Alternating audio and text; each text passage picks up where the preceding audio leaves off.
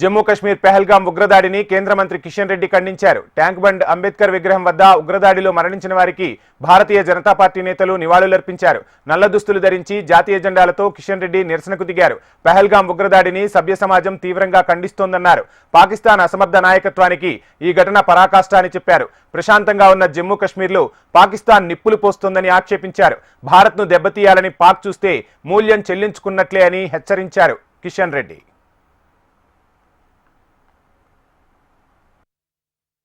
పాకిస్తాన్ జమ్మూ కాశ్మీర్ లో నిప్పులు పోసే విధంగా అమాయకులైనటువంటి పర్యాటకులను ఈరోజు విచక్షణారహితంగా కాల్చంపడం ఏదైతున్నదో ఈరోజు మేము పూర్తిగా ఖండిస్తా ఉన్నాము. ఈ రకమైనటువంటి ఉగ్రవాద చర్యల ద్వారా పాకిస్తాన్ భారతదేశాన్ని భయపెట్టాలనుకుంటే, పాకిస్తాన్ భారతదేశాన్ని దెబ్బతీయాలనుకుంటే అది వాళ్ళ పొరపాటు. ఇప్పటికే పాకిస్తాన్ గత కొన్ని సంవత్సరాలుగా ప్రపంచ దేశాల ముందు చిప్ప పట్టుకొని భిక్షమెత్తుకునే పరిస్థితి వచ్చినప్పుడు కూడా సిగ్గు లేకుండా ఈరోజు భారతదేశం మీద దాడి చేయడము, భారతదేశ పర్యాటకులను హతమార్చడం ఏదైతున్నదో చాలా సిగ్గుమాలినటువంటి చర్య.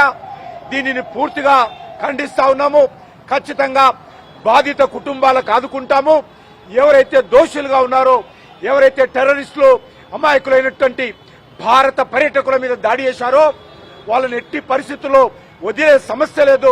ఖచ్చితంగా వాళ్ళపైన చర్య తీసుకునే విధంగా భారత ప్రభుత్వం నిర్ణయం తీసుకుంటుందని ఈ సందర్భంగా మనవి చేస్తా ఉన్నాను.